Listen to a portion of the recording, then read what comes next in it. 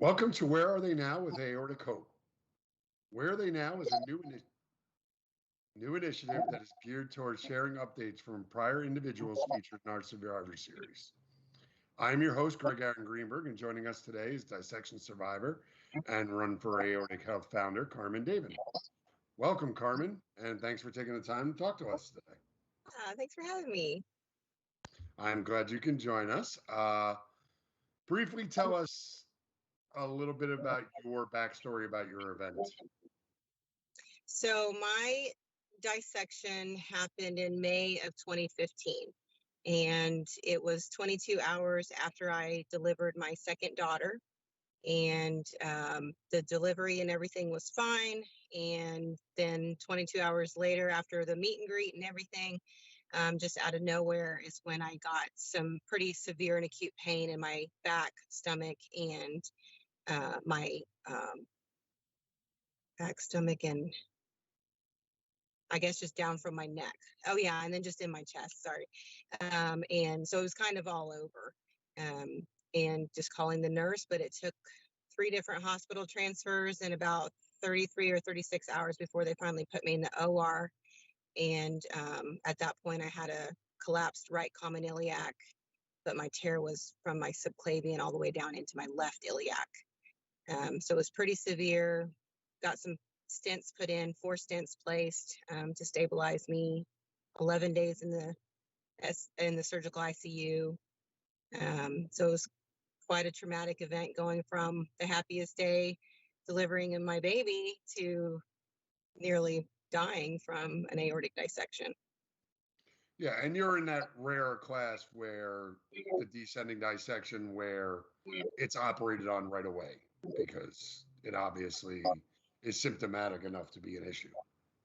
Yeah, and the reason why they went ahead and, well, it was questionable to the first surgeon who saw me at the second hospital because he was thinking we don't need to put her into surgery. I think going along with your typical type B descending aortic dissection where it can be managed by lowering the blood pressure and with medications. But what he somehow missed on all of my CT scans and such, was that it was affecting, again, like I had no blood flow to my right leg, and it was already affecting organs. So they called it a type B complicated, which is needed.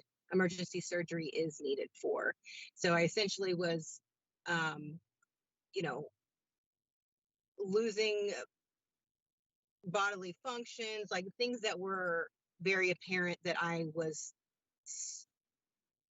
not getting the blood I needed and probably going to die if I didn't have the surgery, until ultimately they transferred me. And then they, at the third hospital, questioned, why didn't you get her here sooner? And it's like, well, the other doctor said that she would die if we tried to do the surgery. And at that point they were like, no, she has to have the surgery or she will die. And now it's been such a delay that we can't guarantee she's going to come out of the OR.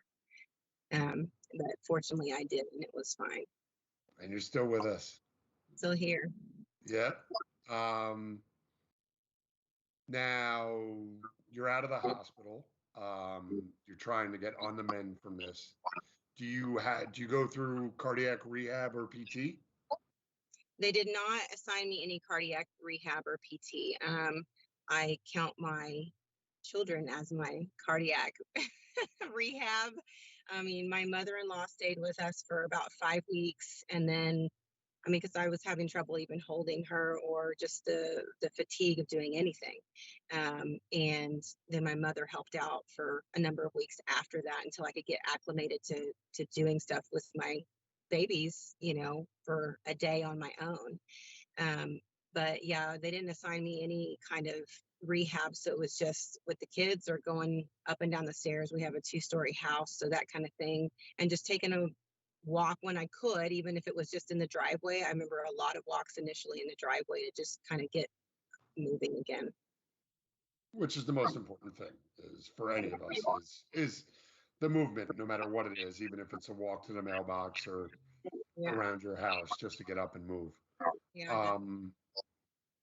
Okay, so here's the trauma, and like you said, it's supposed to be on a celebratory day of giving birth, and here's your brand new baby. Did you have experience with PTSD? Definitely, for a really long time. I mean, it didn't really hit me, I think, because everything was such a blur. And then with all of the medications that I was put on in the hospital, and then a bowl leaving the hospital, to still stay on, everything seemed pretty foggy in the beginning. And then just trying to make sure that I could understand what was happening, I had to be emotionally ready to read about aortic dissection. And as many people find, it's pretty grim when you Google search it.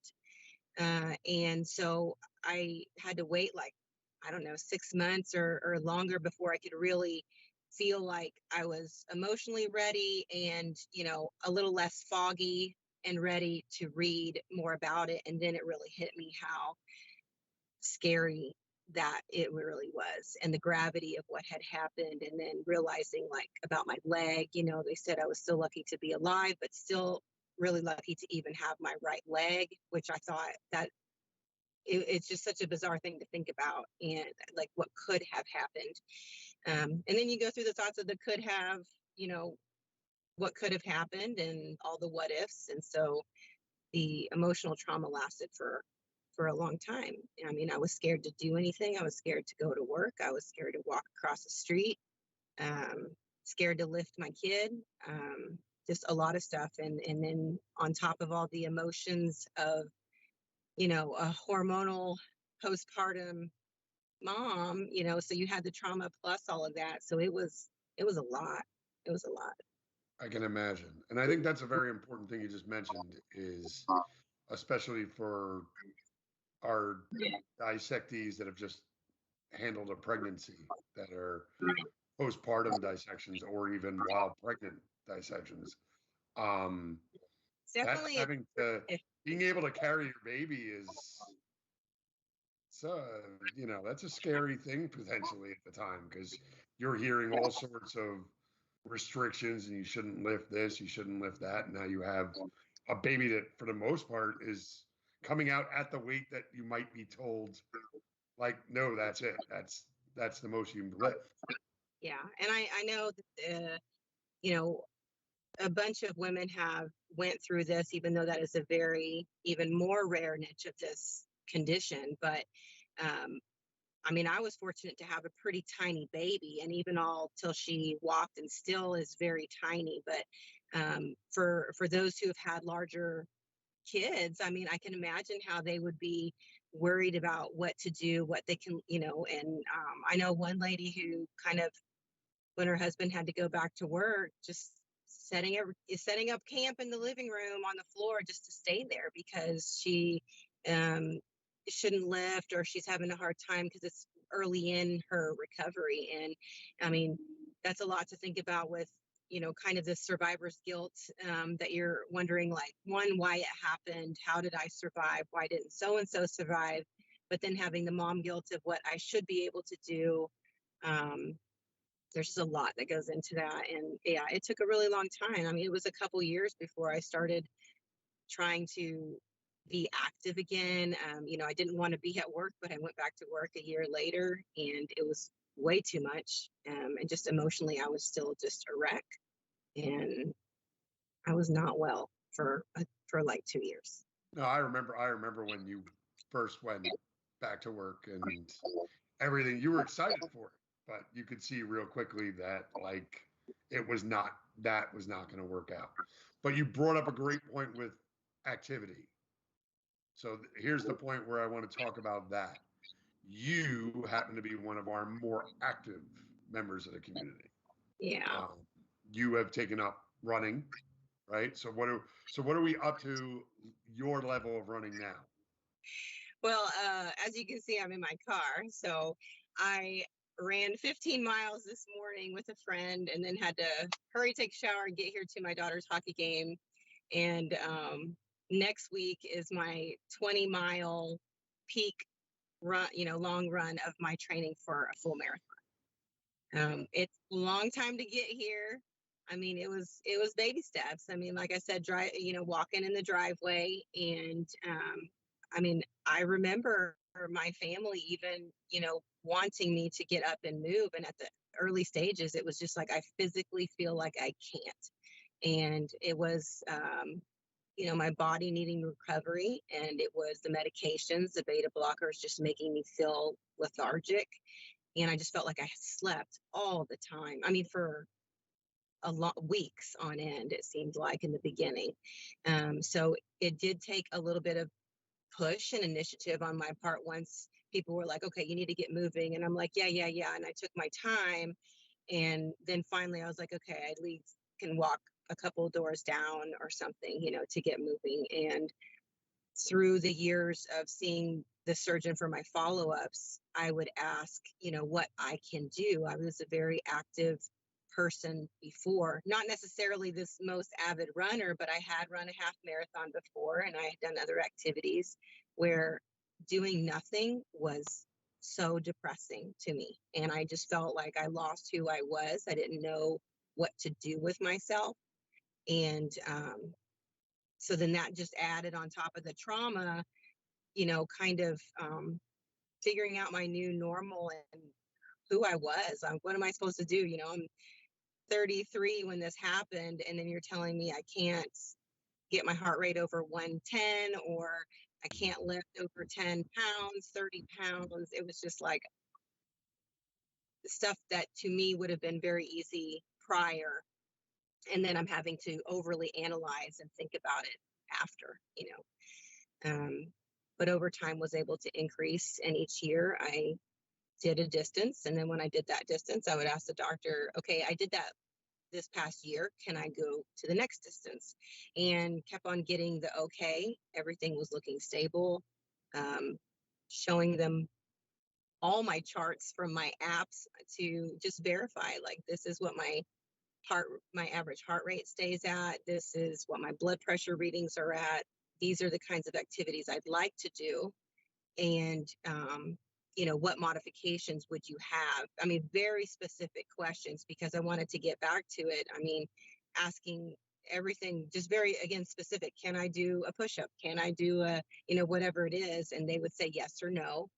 And I would just work from that. I mean, I went to a trainer after speaking with the surgeon and said, this is what he says I can do. This is what I cannot do. Can you build me basically a training program to help me get my life back together again? And he did. And he has a special place in my heart because that changed me. And I think you touched upon a very important subject, because I'm sure certain people that might watch other people and think they're being brazen because they've been instructed not to do something, and then they watch somebody else do it.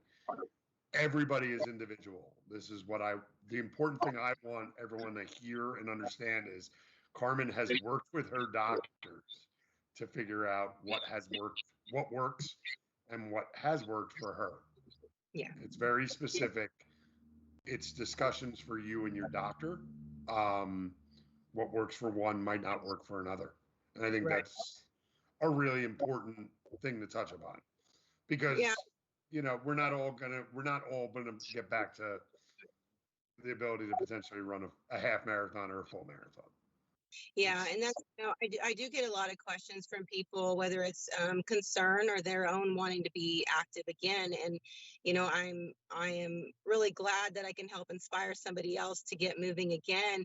But it doesn't, like you said, it doesn't have to be to that caliber. I mean, it can be anything. So I encourage any survivor, just move in whatever capacity is enough for you, whether that's a couple of houses down, a half a mile, or working up to, a 5K, working to 3 miles. But the important part is to get moving, but to really talk with your doctor. I mean, I am not scared to ask questions. And that's something that's also, every person is different. So maybe sometimes people don't feel comfortable to really ask all the questions that they may want to ask to their physician, or they maybe don't feel like they have enough time to. But I initially did not feel that from my surgeon. I felt very rushed. He didn't want to answer questions for me, and just felt really upset about it. But I would go in with a Post-it note full of questions, ready to just rattle them off, to not waste his time, but to answer my questions, and then over time he got a better rapport.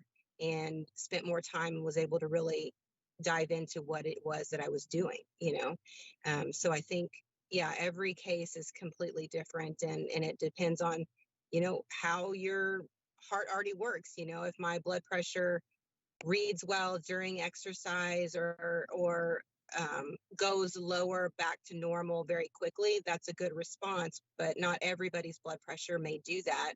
Hence, they may not be able to do as much. Or I don't have a valve replacement. That may be something else that's different. So, like you said, everybody's story is just, we all had an aortic dissection or an aneurysm, but everybody's story is slightly different. So you have to really work with your doctor, and in some cases even get a second opinion, because some physicians may be just scared to give you any advice, because there Sure. is not really any exercise advice out there. I know Dr. Prakash is doing that exercise study that I had shared on the Run page on Facebook about, and I think it's wonderful, because we don't have any scientific um, research out there to really give patients or physicians any guidance on what people can do. But if it can change, if they can figure stuff out a little bit better for us and make us more comfortable with even just walking or swimming or whatever it may be, the quality of life that can bring back to somebody is astronomical. I mean, it really changed me to, I wanted to get active again. I had gained a lot of weight. And so I was like, okay, I'm ready for a change. And then once I felt comfortable and I kind of overcame that fear after some time, I felt myself again. I don't have to be on antidepressants. I don't feel like I have to go to the hospital as much. In the beginning, wondering what pains meant what, and is something happening that I can't see inside my body that this may be affecting, my running or walking or whatever might be affecting. So it is a huge psychological head game, really. Now, I'm glad you mentioned Dr. Prakash. Obviously, we have a wonderful relationship with Dr. Prakash and push the studies that you're talking about, that he really is looking at what exercise does to those of us with aortic disease. Yeah. So you can find information on our page as well, as how Carmen pushes it. It's a great study to be a part of. He's a great doctor that's looking into that sort of stuff. Okay, let's see what else we want to talk about. So I will bring up to you pumphead. Do you experience the phenomenon that we refer to as pumphead in your recovery? I think in a just a different way, because I think with pumphead, most people who have that is because they were put on something during open heart surgery, whereas I had endovascular surgery through the groin to place all of the stents. So I don't know exactly what they did anesthesia wise during that time, but I do feel like there was a definite fog. But I feel like for myself, it was probably more the medications, and then later on, mom brain. That's what they say. But I mean, initially it was probably more the medications, because I just felt like, again, just so tired and fatigued all the time. And a lot of that came, I think, from the beta blockers. And you're right, because the wide thought of pumphead is more about that being on the heart-lung bypass during open heart and stuff like that. But they do have some thoughts that some of this happens to a reaction to the trauma of the actual event itself, and then that, if that's a partial cause, or like you said, it could be med related more than that. That there are different things that affect our cognitive. Well, and I know when my dissection happened, it was at the right subclavian artery and down. So basically at the backside of the arch of my aorta. So it was not quite affecting those branches toward your carotids into your head. So maybe that was also another reason why nothing in the ascending aorta was affected. Just the entire, I mean, it still was like essentially my entire aorta, because it was the whole bottom, from the arch to the bottom, and then passed into my left iliac. Right. And complicated enough to warrant immediate surgery in a type B, which does not happen all the time. Yeah. Yeah. It's not common at all. I know there are a few of us that have something that needs to be done, but there needs to be something, majorly symptomatic. You and I have talked before because I had the issue with blood flow to the legs as well. So that was addressed at the same time that my open heart was for my type A. So, but Yeah. that. And that's one thing that I think sometimes is kind of hard to explain to people. They don't quite get well, why, even in the beginning, I didn't understand. Well, if I can have surgery, can't you just give me like a bionic aorta and fix it all right now? And it's like, but the risk doesn't outweigh, the benefit doesn't outweigh the risk yet. So it's riskier for them to go ahead and do my surgery versus the wait and see, because even in the abdominal area, it is still torn aorta. There is no stent in the middle. Where my tear went, it basically created that false channel, the false lumen feeding one kidney, and the real path, the true lumen, was feeding the other kidney.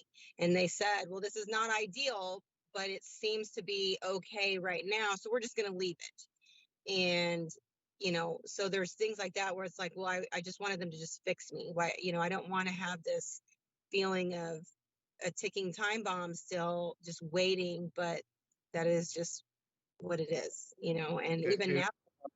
It is, unfortunately, but I think you brought up a really good point. In these cases, it's risk versus reward.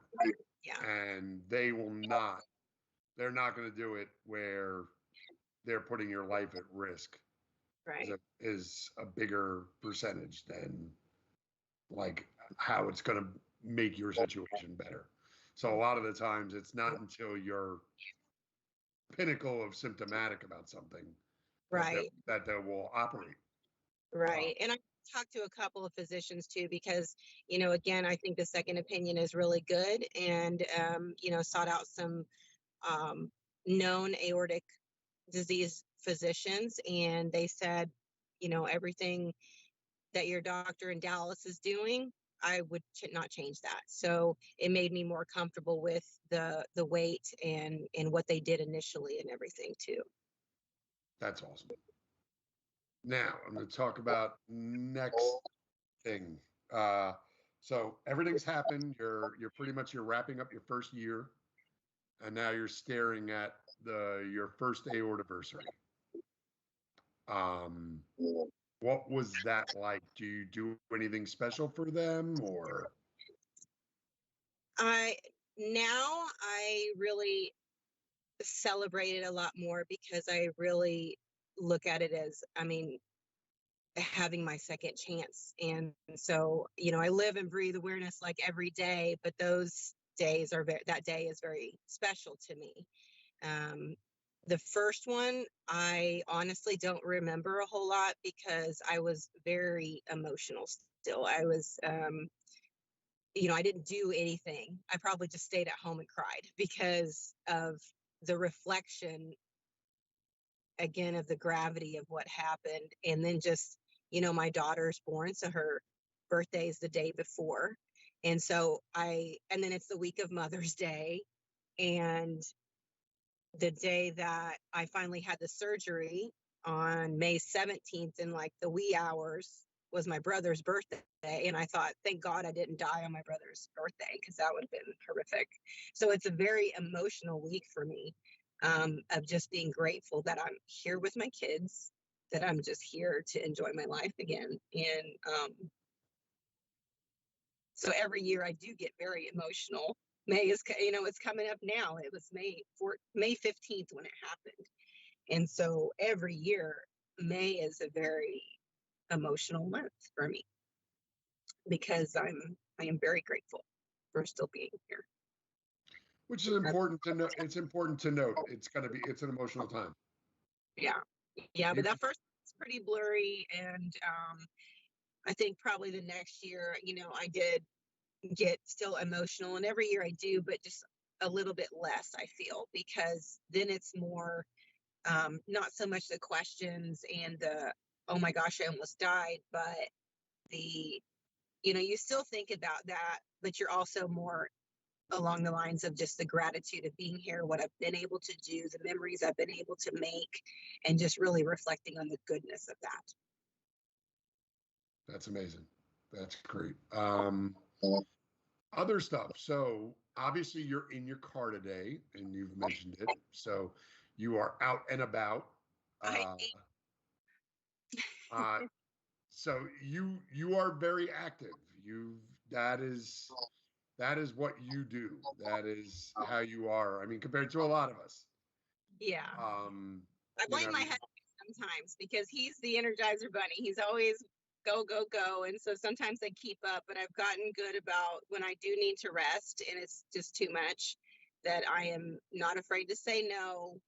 You take the kids. I'm just going to stay here and rest. I think we have a pretty good tag team with that. He's very understanding about how this whole journey has been, and it's been eye-opening to him as well. But yeah, we lead a pretty active life with these kids in sports, and like I said, I was here at my daughter's hockey game because I don't want to miss it, so I'm rushing from one thing to the next thing, and we're always out.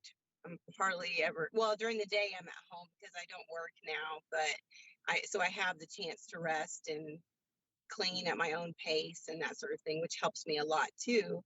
But it also gives me the chance to have the energy to do everything with my kids once they're out of school or in the spring breaks and whatever. and I think that's the important message is that when you need that downtime to be able to take for yourself, take it, rest. Take it. Rest, I mean, resting is doing something. It's yeah, not it is. doing nothing. Yeah, it is doing something. And a lot of times people do, you still need to listen to your body. So even when you're, if you don't feel like you're doing a whole lot, that's okay. I mean, rest. I mean, you can try to get moving in some capacity, but if it's just too much, you also need to listen to your body. I mean, there's been plenty of time. I still feel like I nap quite a bit, not every single day now, but I still feel like I nap a lot. And some of that can still be from the beta blockers, and some of it's just from being active again. And more recently from all my long runs, probably. But I have plenty of time to rest after I'm done, take my time stretching, getting in the shower before I get to something else. That's awesome. Now, okay, if you could go back in time to that, let's say first year Carmen, first year post dissection, and give yourself a piece of advice while recovering, what would that be? One, don't be so hard on yourself. Again, with the guilt of what I should be doing and work wise and home wise. Another piece of advice. Oh, go to therapy. Stat. I put that off, thinking, work or other things were more important, and I tried to fit it in where I could, but it was kind of the last thought, and it should have been the first. I think if I would have gone to therapy, ended up going to an EMDR therapy, but not till probably a year later. I had been talking with the therapist, but it wasn't really doing a whole lot for me. But as soon as I saw the lady for EMDR therapy, I felt like so much better. I don't know what it is about that worked so much for me. And that lady, I mean, I think you do have to click a lot with your therapist, and it can be hard to find, but for people to keep trying to find the right fit, because it is helpful. But I definitely would have done that sooner and focused on that sooner, and I think it would have had a lot less heartache. So I think it's safe to say that would be your advice to the community. Yeah. Do not put off going to therapy. And even if you think, oh, not a big deal, if you have any kind of inkling of PTSD about the trauma, it's good to go. And sometimes it could just even be for the dynamic that is the new dynamic of your relationship. I remember early on, I felt like my husband and I were not on the same page, and he did not want to talk about it, of course. And when I tried to press to talk about it, I got, well, you know, you almost died and left me with 2 children to raise by myself. And so I immediately was like, okay, then I'm just going to let him,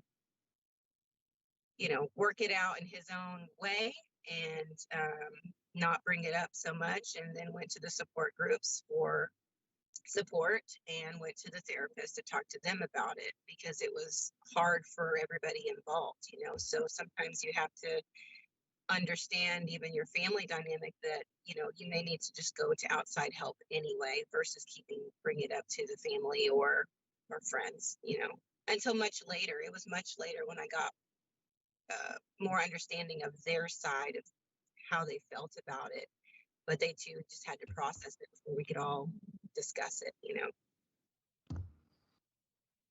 Okay, that's fair enough. I mean, yeah, I can't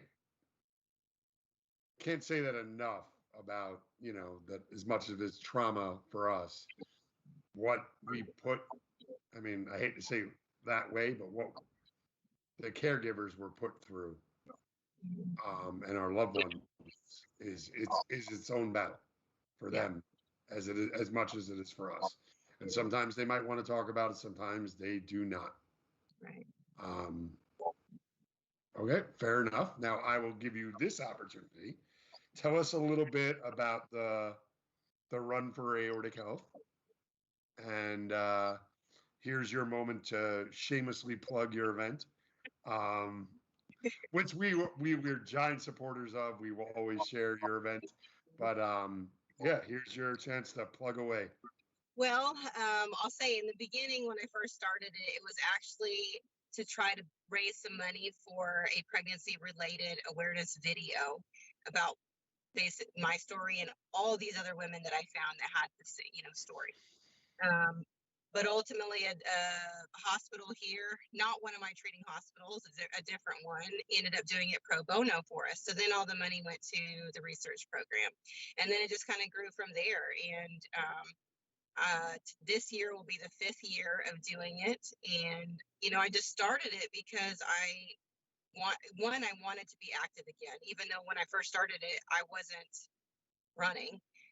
It was more for the support of people who have been affected by it. If somebody had this happen, then my friends and my family and anybody else could participate in the event, just to help support the awareness, and then raise money for things that we find very important and in need in the aortic community. And so I'm really excited because this September, I've just this week booked everything. So we are ready to go for Sunday, September the 26th in Fort Worth. But we always do a virtual option because I wanted to, again, include the aortic community. So if they do have family members that are active and want to walk or run on their behalf, just to help further spread the awareness for it, whether it's here in the US or internationally. We actually have had quite a number of people, internationals, that have participated, which I think is awesome. That's amazing. I really don't care how much the postage is. I'm like, you know what? If they're participating and want to do this, I think that's phenomenal. I will get you a package. So it's a lot of work for me, but I can spread it out throughout the year. So it's not too overwhelming for me either. And I have a lot of great friends that volunteer to help execute the day of. So everybody is, welcome to walk or run, and it doesn't matter. It's really more about the support that you're giving and the funds that we can generate. Because I think I always say the success is not just in the amount of money that we raise, but in the impact of who we can reach. I mean, there's all these people in this DFW area that I go to social runs and try to share about this run, to also share about aortic disease, because so many people have not heard about it. And as we all know, this can happen to anybody, young or old. And, if I would have heard about the term, maybe I could have described better to the physician when I had my pain. But since I didn't know the term, so now it's like, well, if I can share the term with other people, they can potentially be life-saving to somebody or themselves, in a situation. So I'm really excited. I think we're going to have a good year. We've had really good, even last year for the 2020, we had to go virtual and we still had a large number of participants, which was phenomenal. And I love it. So I'm hoping this year we grow a little bit more. And yeah, it's going to be great. Yeah, we always love seeing the pictures and everything from the event, and love supporting it and everything here at Aortic Hope. And you always have our backing. We always have yours. So that's amazing. But I think you brought up a very important point. A lot of people think that, oh, I can't do it, and we're not. I'm not suggesting that everybody with aortic disease should get out and take part in this run. A lot of it is, do you have a loved one or a surrogate that would run on your behalf? Right. These funds for what you were going through and the research of what you're going through on your behalf. And that's an important thing to hammer home. Because we've got a lot of people who support, there's people who, even when we do the social runs and we go to promote the race, it is amazing the amount of people that will come to the table and say, hey, my, aunt has an aneurysm, or my father had an aortic dissection, and the stories that will come out of that. And that's the part that I love about it, the outreach and talking to these people, helping them to get resources if they haven't received any. And but yeah, that way their families can be involved. We've had whole families with their kids and everybody send a picture back with all their race shirts on, and they went for a walk or they went for a hike. And again, it's not even necessarily that these virtuals have to even do the whole distance. Again, it's more about the support. But then you do have the running community who wants to run, and they support good causes. And this is one that not many people have heard about. So I really try to press that point. Like, there's a lot of good causes you could support, but if you can help me to support one that has not a lot of recognition and people don't really know about it, and help me to show others about it. That's amazing. In awe of you setting that up. It's truly just amazing. What else do I want to talk about? You know what? I'm going to let you get going. I know you got to get back in there for your hockey game. Today's the last game. They're having their celebratory pizza party in there. Hey, I'm all for that. I want to thank you so much, Carmen, for joining us today. And you can find a link to the Run for Aortic Health in the description of this event. In the description of this interview, you'll find a link to the event. And we wish you the best. And I thank you so much for joining me today. Thank you so much for having me. It was good talking to you. Okay. Good seeing you, Carmen. All right. Thanks bye-bye. again. Bye.